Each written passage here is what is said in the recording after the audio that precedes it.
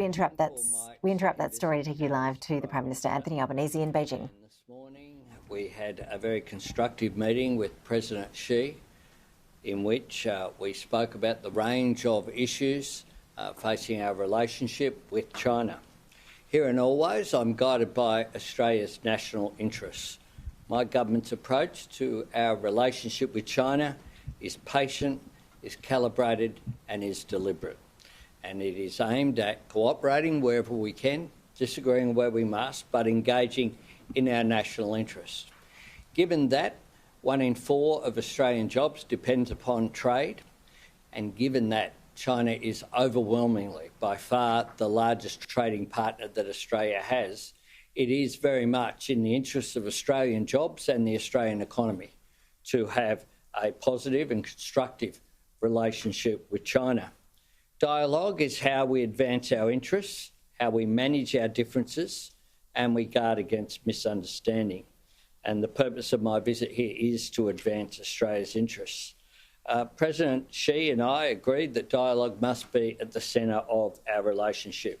We also discussed our economic relationship, which is critical to Australia. We spoke about the potential for new engagement in areas such as decarbonisation. That was the subject of the forum that was held yesterday. This afternoon, after this, we'll travel back to the centre of Beijing for meetings with Chairman Zhao of the National People's Congress, for the annual leaders meeting with Premier Li. We'll then have a signing of various MOUs, and then we will have the CEO roundtable. The fact that senior Australian business people, led by the Business Council of Australia, have come here to Beijing, as well as were present in Shanghai, and indeed Australian businesses will also be engaged with us in Chengdu, shows how important the economic relationship is and how the Australian business community regard this as an important relationship. We will then have, later this evening, a banquet hosted by Premier Li, but I thank very much President Xi, not just for the bilateral meeting that we're able to have, but also hosting a banquet lunch there in the Great Hall of the Peoples, which is an honour which is bestowed on Australia. Whoa. There. On the security side, did you seek assurances that Australia would be better informed in future about the PLA's Navy in Australian waters, and has China asserted its right to free navigation in those waters? Yes, to the former. And secondly, in response, of course, it was President Xi said that China engaged in exercises just as Australia engages in exercises. Yeah, we'll go. Thanks, Prime Minister. Can I just clarify on that answer that you specifically sought that the notification was really the issue that Australia had earlier in the year? And could I also ask if discussions were had around the case of jailed Australian Dr Yang Hengjun? On the latter, yes. And on the former issue, I said what I said at the time, which was that it was within international law. There was no breach of international law by China, but that we were concerned about the notice and the way that it happened, including the live fire exercises. You've spoken a lot about the importance of increasing dialogue, building engagement between businesses. What tangible outcomes are you looking for example, with the free trade agreement from these talks? Well, you'll see some outcomes this afternoon. I will travel back immediately after this for the leaders' meeting with Premier Li. But already what you've seen is a range of business-to-business relationships, if you like, coming forward. Some of those have been written about already. On the free trade agreement, one of the provisions, not unusually in the chapter, the Chinese-Australia Free Trade Agreement that was signed by the former government 10 years ago in 2015, following the comprehensive partnership that was signed also by the Abbott government, was there's a clause in there for a review. That will happen because the 10 years has clicked in, so we'll engage in that, Paul. And then Tim. The government's made clear its concern about China's unexplained military build-up. Did you seek clarity on China's strategic or military intent? And did you seek any clarity or did you gain any insight into China's plans for reunification with Taiwan? I reaffirmed on Taiwan Australia's position of support for the status quo.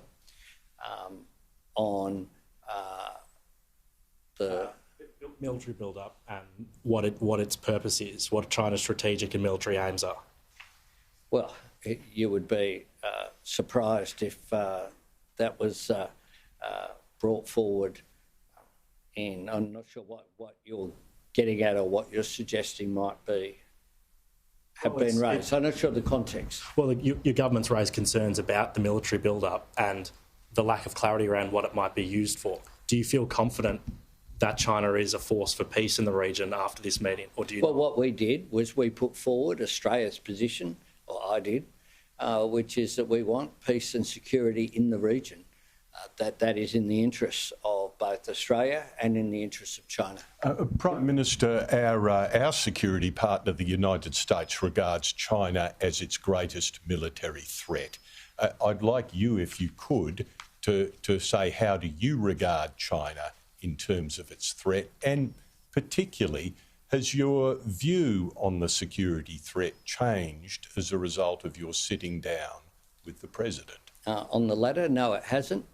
We have strategic competition in the region, but we continue to engage in order to support peace and security in the region and stability in the region. And that's something that we advocate for. That's something I advocated for today. Prime Minister, and then I'll go here and then I'll come back. Thank you, Prime Minister. Did the President express any objection to your plans about bringing the Port of Darwin back into Australian hands, or any potential response that China might take to that? No, it wasn't raised. PM, President Xi asked you to continue to improve the relationship, no matter what happened in the world. This seemed to be a reference to the United States.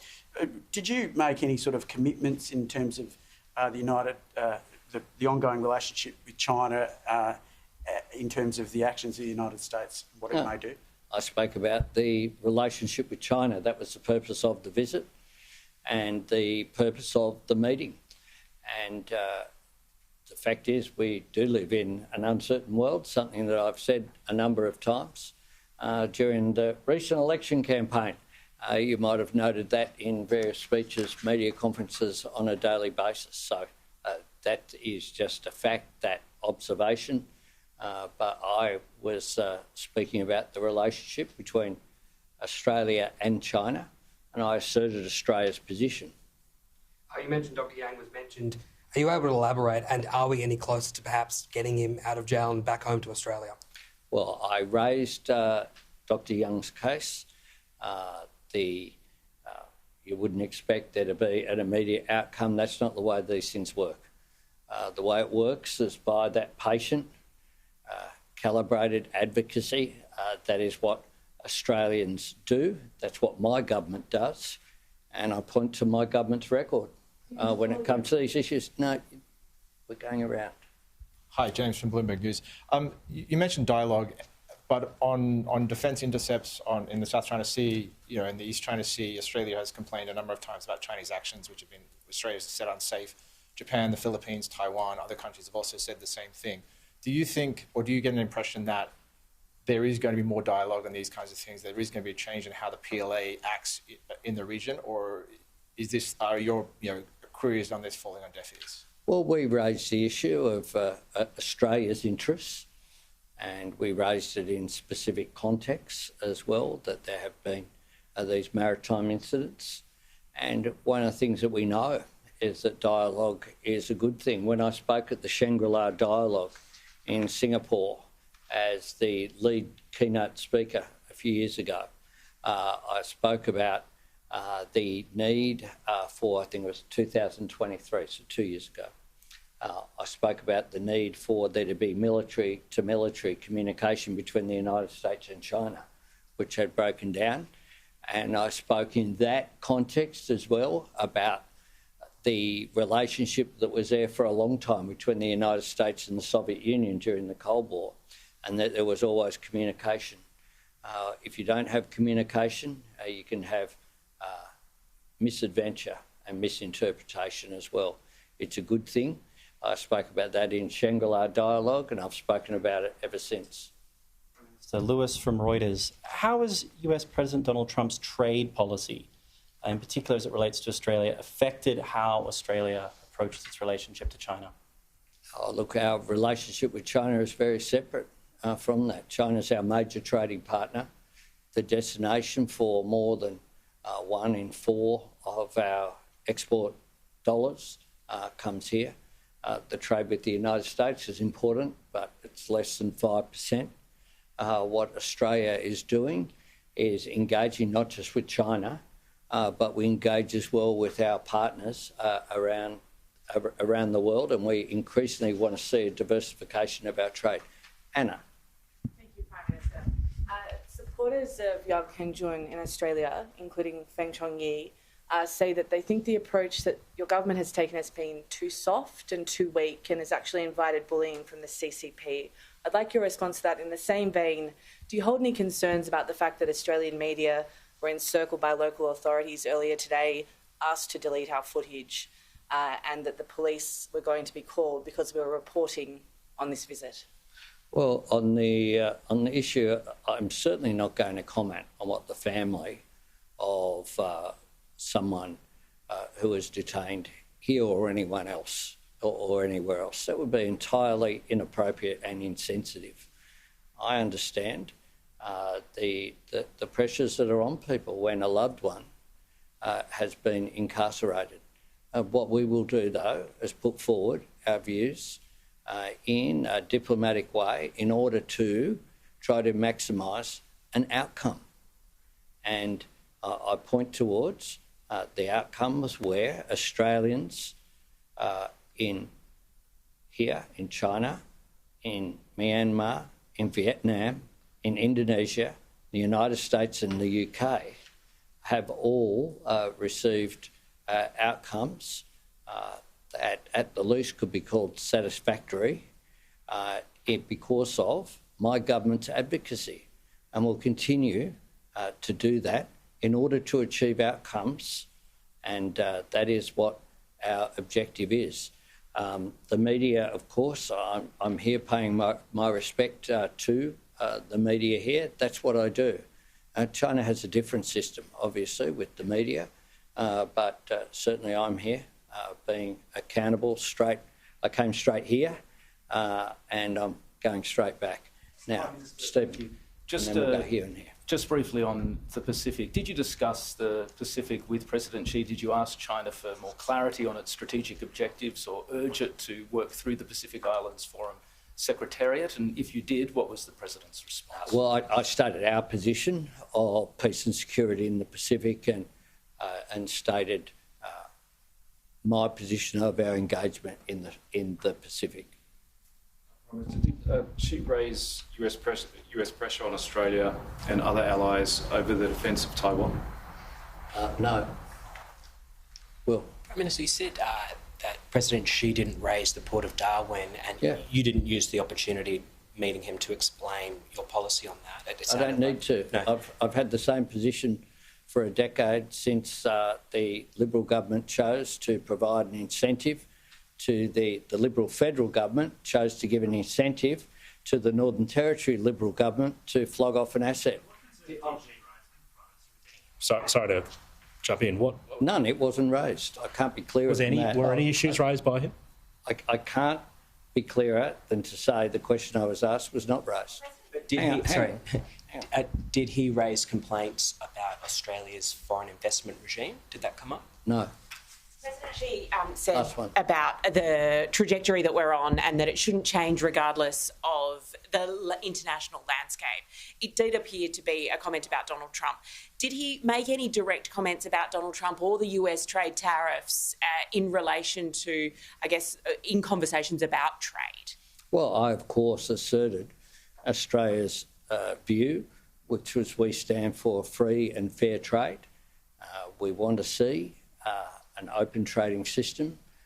President Xi did, as part of his remarks, of course, speak about the importance of international trade as well. Thanks very much. Thank you, ma'am.